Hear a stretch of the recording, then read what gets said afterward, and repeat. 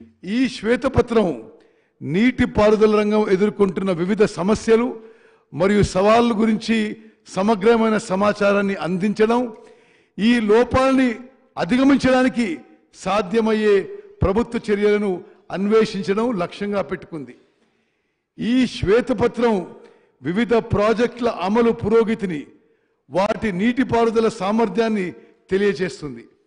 తెలంగాణ రాష్ట్ర ప్రయోజనాన్ని కాపాడడంతో పాటు కృష్ణా గోదావరి జలాలతో వీలైనంత ఎక్కువ ఆయకట్టుకి సాగునీటి అందించే లక్ష్యంతో రైతుల ఆదాయం పెంచే దిశగా నేటి తెలంగాణ ప్రభుత్వం తీసుకునే చర్యలను మేము ప్రస్తావించబోతున్నాము.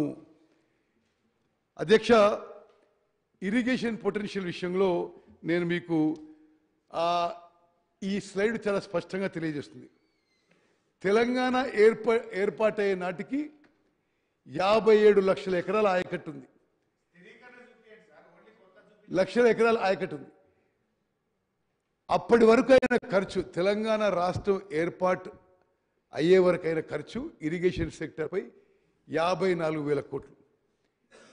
54,000 కోట్లకి ఒక్కో ఎకరానికి వచ్చిన ఖర్చు 93,000 రూపాయలు. 2014లో తెలంగాణ రాష్ట్రం ఏర్పడింది, టిఆర్ఎస్ ప్రభుత్వం ఏర్పడింది. ఆ తర్వాత 2014 నుంచి 2023 వరకు 10 సంవత్సరాల్లో ఇరిగేషన్ ప్రాజెక్టులపై ఖర్చు 1.81 లక్ష కోట్లు.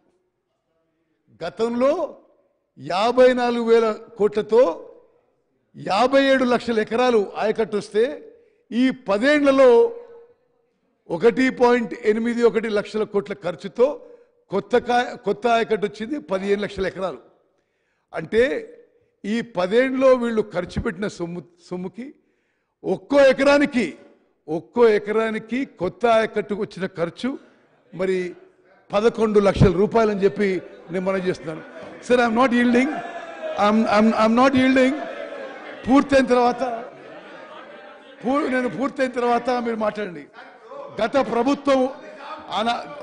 ప్రభుత్వం 10 ఏళ్లలో అనాలోచితంగా ఖర్చులు చేసింది.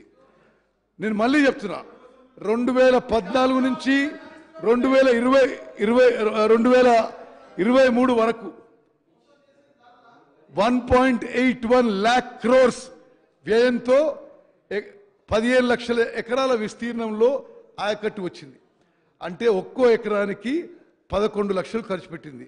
అంటే గతంతో పోలిస్తే ఒక్కో ఎకరానికి దాదాపు 12 రెట్లు ఎక్కువ ఖర్చు పెట్టడం విస్మయం కలిగిస్తుంది. అదేవిధంగా ప్రస్తుతం కొనసాగుతున్న ప్రాజెక్టులు పూర్తయితే రాష్ట్రం మొత్తం నీటిపారుదల సామర్థ్యం 127 లక్షల ఎకరాలకు చేరుతుందని అంచనా ప్రతిపాదనలు ఉన్నాయి. మిగిలి ఉన్న ప్రాజెక్టులు పూర్తి చేసి 53 లక్షల ఎకరాల అదనపు ఆయకట్టుకి నీరివ్వడానికి 97,000 కోట్లు అవసరం. 5 ఏళ్లలో చెల్లించాల్సిన అప్పులు వడ్డీలతో కలిసి రాబోయే 5 ఏళ్లలో చెల్లించాల్సిన రుణభారం 77,000 కోట్లు. మిగిలినవి కూడా పూర్తి చేయాలంటే మొత్తం ప్రాజెక్టులకు చేయవలసిన వ్యయం 1,75,000 కోట్లు. తద్వారా ఒక్క ఎకరానికి నీరివ్వడానికి 3.4 lakhs ఖర్చు అవుతుంది. రేట్లలో వచ్చే మార్పుల వల్ల పెరిగే ఖర్చు దీనికి అదనం.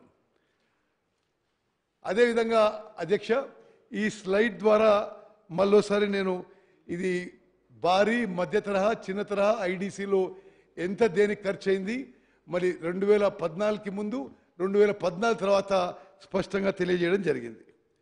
నెక్స్ట్, రాష్ట్రంలో కొన్ని మేజర్ ఆన్ గోయింగ్ ప్రాజెక్ట్స్కి మరి 2014 ముందు ఎంత ఆయకట్టు, 2014 నుంచి 2023 వరకు ఎంత ఆయకట్టు కొత్తగా సృష్టించబడ్డదో ఈ స్లైడ్ ద్వారా తెలియజేసినాం. మరి ఇందులో ఇది 9 మేజర్ ప్రాజెక్ట్స్ ఇన్ తెలంగాణ. ఇందులో కేవలం కాళేశ్వరం ప్రాజెక్టు ఈ ప్రభుత్వ హయాంలో మొదలైంది. తత్తిమ ప్రాజెక్టు, చొక్కారావు దేవాదుల ప్రాజెక్టు కానీ, కల్వకుర్తి కానీ, ఏఎంఆర్పి ఎస్ఎల్బిసి కానీ, శ్రీరామ్ సాగర్ ప్రాజెక్ట్ నుండి ఫ్లడ్ ఫ్లో కానీ, భీమా కానీ, నెట్టెంపాడు కానీ, శ్రీపాద సాగర్ ఎల్లంపల్లి కానీ గత ప్రభుత్వంలో మొదలైన విషయం నేను మీకు మనవి చేస్తున్నాను. నెక్స్ట్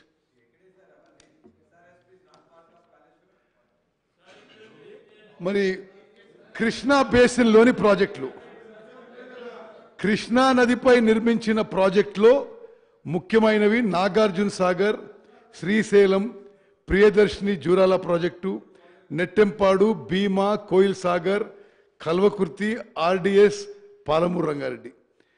కృష్ణా నదిపై ఉన్న జూరాల, నాగార్జున సాగర్ డ్యాంల నుంచి నీరు గ్రావిటీ ద్వారా చేరుతోంది. తుంగభద్రపై కట్టిన రాజోలి బండ, మూసీపై ఉన్న మూసీ ప్రాజెక్టు, డిండి పైన కట్టిన డిండి ప్రాజెక్టు నుంచి ప్రవాహ మార్గంగానే పొలాలకు చేరుతుంది. మిగతా ప్రాజెక్టులు లిఫ్టుల ద్వారా ఆధారపడ్డాయి, లిఫ్టుల పైన ఆధారపడ్డాయి. కృష్ణా ప్రాజెక్టుల విషయంలో, కృష్ణా నదీ జలాల విషయంలో తెలంగాణకు ముందు నుంచి అన్యాయమే జరిగింది.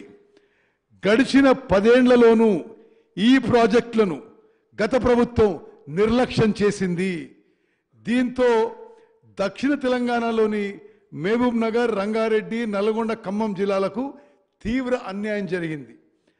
కృష్ణా నీళ్లలో తెలంగాణకు అన్యాయం జరిగిందనే ప్రత్యేక రాష్ట్ర ఉద్యమం మొదలైంది. శ్రీశైలం నీళ్లను పోతిరెడ్డిపాడు హెడ్ రెగ్యులేటర్ ద్వారా పెన్నా బేసిన్లోని రాయలసీమకు తరలించుకుపోతున్నారనే అప్పుడున్న 10 జిల్లాలు ఒక్కటై కొట్లాడాయి. పోతిరెడ్డిపాడు హెడ్ రెగ్యులేటర్ కెపాసిటీని 11,000 క్యూసెక్లు నుంచి 14,000 క్యూసెక్లు పెంచినప్పుడు, 44,000 క్యూసెక్లు పెంచినప్పుడు ప్రశ్నించిన పార్టీ నేతలు అధికారంలోకి వచ్చిన తర్వాత కృష్ణా ప్రాజెక్టులు గాలి కొదిలేశారు. 2020లో పోతిరెడ్డిపాడు